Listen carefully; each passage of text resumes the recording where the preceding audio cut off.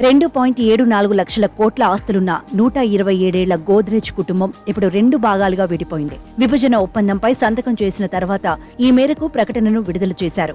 దీంతో గోద్రేజ్ కుటుంబంలోని 2 శాఖల మధ్య చీలికలు, ఒకవైపు ఆది గోద్రేజ్, ఆయన సోదరుడు నాదిర్ గోద్రేజ్లు ఉన్నారు. వీరితో పాటు వారి బంధువులు జంషెడ్, స్మిత కూడా ఉన్నారు. విభజన ఒప్పందం ప్రకారం ఆది గోద్రేజ్, ఆయన సోదరుడు నాదిర్ గోద్రేజ్ ఇండస్ట్రీస్ కు చెందిన 5 లిస్టెడ్ కంపెనీలను కలిగి ఉంటారు. అయితే వారి కజిన్లో జంషెడ్, స్మితలకు ముంబైలోని విక్రోలి, ఇతర ప్రదేశాలలోని సుమారు 3,400 షేర్లతో పాటు unlisted company Godrej and boys ఉంటాయి.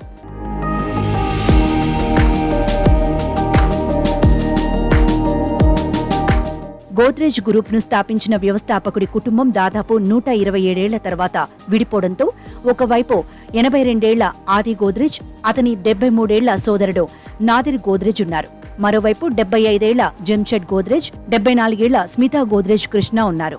Godrej group of enterprises, Godrej and Boyce, దాని అనుబంధ సంస్థలు ఏరోస్పేస్, ఏవియేషన్ నుంచి డిఫెన్స్, ఫర్నిచర్, ఐటీ సాఫ్ట్వేర్ వరకు వివిధ రంగాల్లో పనిచేస్తున్నాయి. అయితే ఈ విభజనను యాజమాన్య పునర్వ్యవస్థీకరణగా గోద్రేజ్ కంపెనీ పేర్కొంది.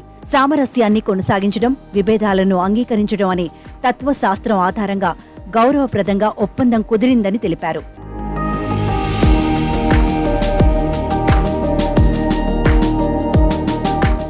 గోద్రేజ్ ఇండస్ట్రీస్ గ్రూప్ లిస్టెడ్ కంపెనీలు చాలానే ఉన్నాయి.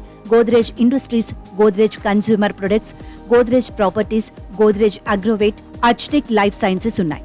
ఇవి నాదిర్ గోద్రేజ్ నేతృత్వంలో ముందుకు సాగుతాయి. ఆది కుమారుడు Firoz Shah Godrej, Godrej industries group executive vice chairman గా ఉంటారు. ఆగస్టు 2026లో నాదిర్ పదవి విరమణ తర్వాత కొత్త సీఈఓగా బాధ్యతలు స్వీకరిస్తారని గోద్రేజ్ గ్రూప్ విడుదల చేసిన ఒక ప్రకటన వెల్లడించింది.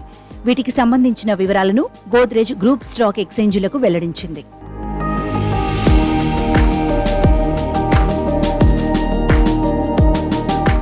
1897లో తాళాలు అమ్మటం ద్వారా వ్యాపారం ప్రారంభించి నేడు అనేక రంగాలలో వ్యాపారం చేస్తుంది.